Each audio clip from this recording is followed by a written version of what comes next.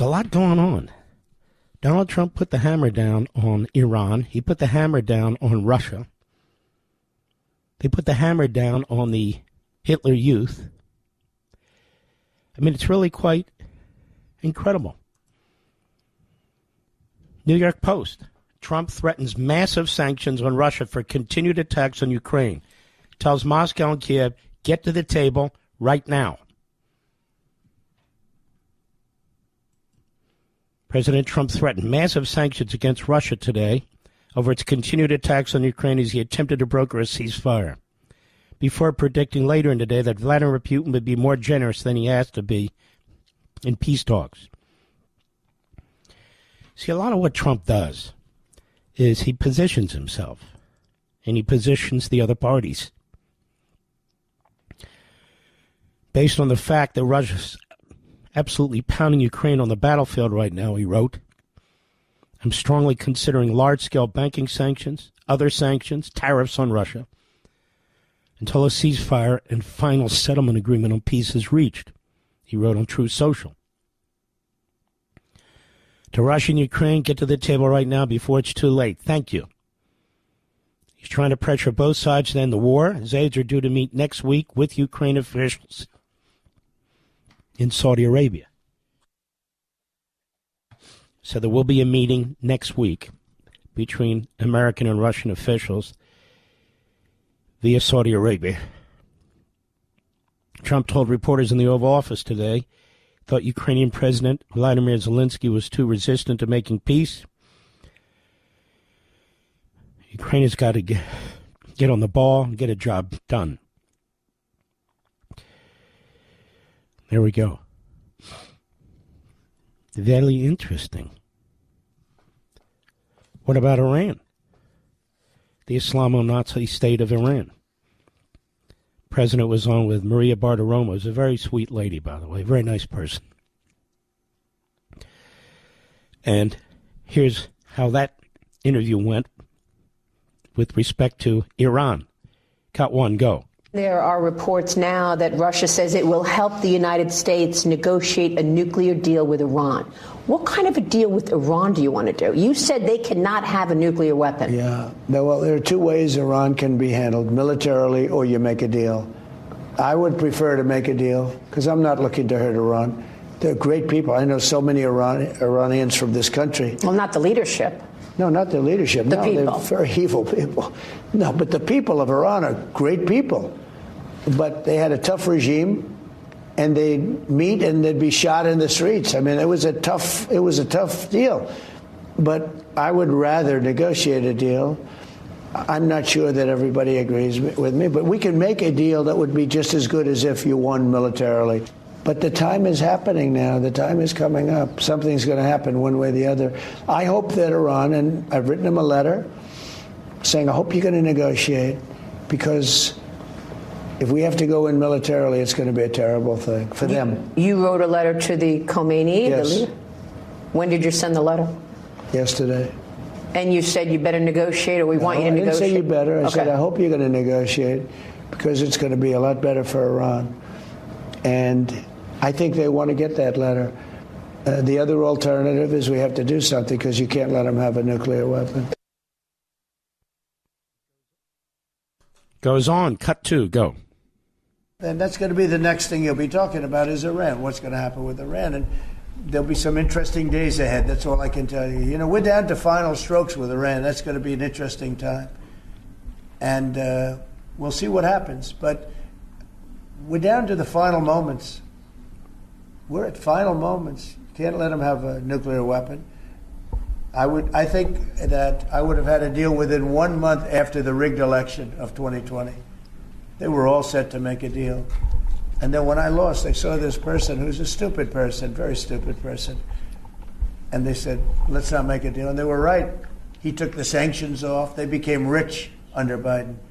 They went from having no money to having $300 billion. All in a short period. It's oil. Oil builds up fast. It's a nice living if you have a nice oil well. And they do. They have a lot of nice oil wells, right? So anyway, it's going to be a big thing. It's an interesting time in the history of the world. But we have a situation with Iran that something's going to happen very soon. Very, very soon. You'll be talking about that pretty soon, I guess. And hopefully we can have a peace deal. You know, I'm not speaking out of strength or weakness. I'm just saying I'd rather see a peace deal than the other. But the other will solve the problem. And he's not kidding, because the clock is almost up. They're ready to break out with 6 nuclear weapons, or enough material to build 6 nuclear weapons. And once they have that material, there's no going back. There's no going back. So he's made it abundantly clear. It's not just negotiations. It needs to be some kind of deal, and it needs to be quick. And I can't imagine what kind of deal it would be. They cut deals with the UN. They cut deals with Europe. They cut deals with Obama. They lie. They cheat. You know why? They're terrorists. That's what terrorists do. They'll sign anything. They don't care. They're terrorists. They don't abide by the rules. I'll tell you what I think's going on, and I don't have any inside information. I think President Trump is setting the stage for a potential military strike. And he wants to be clear that he tried peace. He wanted negotiation. He sent them a letter. Maybe they'll respond. Maybe they won't. Maybe they'll do rope-a-dope. He's not an idiot. He's not a fool. He knows what he's doing. So he's at least creating the environment where something else can be done other than military. But they know a lot. They know that the Iranians are trying to rebuild their ground-to-air defenses, as a matter of fact, and so forth and so on. And for Israel to hit these sites, you know, Israel needs the proper weapons to do so. So all that has to be taken into consideration. The Gulf states want Iran taken out. They all do. But he's made it clear they're not getting nuclear weapons. Not on his watch. Very, very important. And I really don't think that he's going to back down from that. Absolutely don't think he's going to back off from that. What a disaster that would be in every respect, right? I know a lot of Iranian Americans, too. They're patriotic as hell. And they want this Khomeini out. And I don't blame them. Most of the free world wants Khomeini out. Most of the Arab world wants Khomeini out. And when he is out, if he's out, and if that regime is toppled, and if the people of Iran can take their government back, you'll see a lot of this terrorist activity is going to abate, because Iran funds so damn much of it. That's the truth. Mike Waltz in the Oval Office today. Again, tons of stuff going on in foreign policy. It's not because President Trump is prioritizing foreign policy. It's because it's there. It's in your face. What are you going to do? You got to deal with it. You're president. And you see what he said to Russia.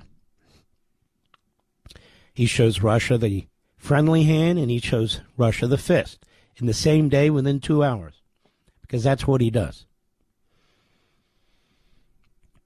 Mike Waltz in the Oval Office today, he's asked, what about Ukraine? Are these talks going to get back going? And by the way, I think I've been the most outspoken and earliest, by far, advocate of getting this minerals deal done. For all the reasons I've discussed till I'm blue in the face for at least 3 weeks. This minerals deal needs to get done. It is a big, big deal for us, Ukraine, and that part of the world. There's only upsides. Cut 3, go. The president has been crystal clear, and he's been clear to all sides. The fighting has to stop. Both sides need to get to the table. We had a good engagement. Both leaders have said only President Trump could do so, and only he has been able to do so. We had an initial engagement with the Russians. The Ukrainians had a great opportunity to bind our economies together through that mineral deal.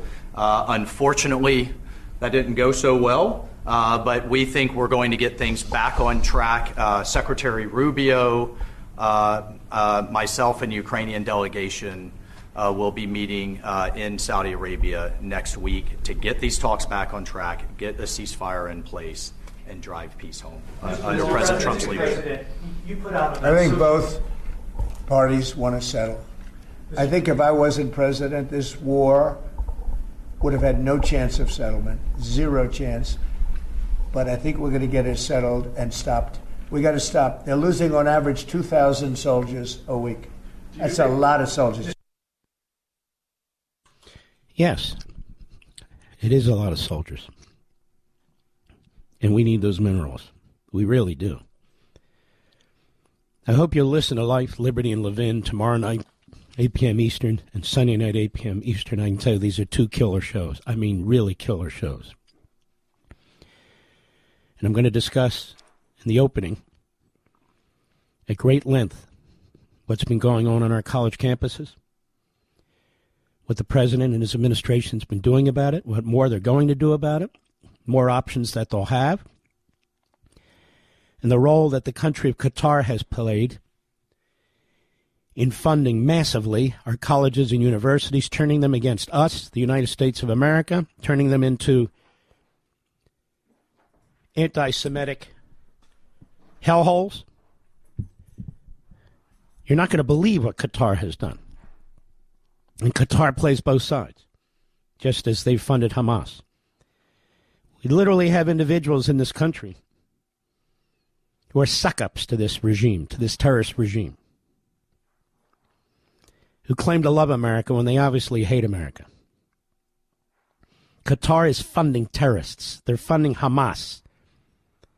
And not just Hamas. So people are going to have to take a side, one way or the other. You stand with Qatar, you stand with the United States of America. It's that simple. Qatar's not alone. But their two-faced, chameleon-like activity where they pretend to be our friend, where they buy politicians, where they buy law firms, where they buy businessmen, has kind of come to an end. And one of the things I call for is a list of all the people who have associations with this terrorist regime in and out of our government, who have significant positions. We, the American people, have a right to know. Qatar is the enemy. It's the enemy of the United States. It's pouring billions and billions of dollars into our country, into terrorist front groups in our country, into terrorist promoting protesters and faculty in our country. In our country. That's right. We'll expose that. Please watch that Saturday night, followed by my guest, General Jack Keane, and my guest, Leo Terrell. It's a killer show tomorrow night. If you're not sure you're going to be able to watch it, please set your DVR or TiVo or however you record it. Sunday is unbelievable. My first guest is Senator Ted Cruz, and we go deep. But you're going to love my opening statement. I'm not going to get into it. You're going to love it. And my second guest, you probably never heard of and you probably never seen, and that's one of the things I love to do on my program, bring people to you who you need to hear. The deep state is an international phenomenon. It crosses national borders. The deep state in the United States is also the deep state in Israel and in other places. Dark money funding it, radical left-wing groups involved in it. You're going to learn things you didn't know. Two great shows, 8 p.m. Eastern, Saturday and Sunday on Fox.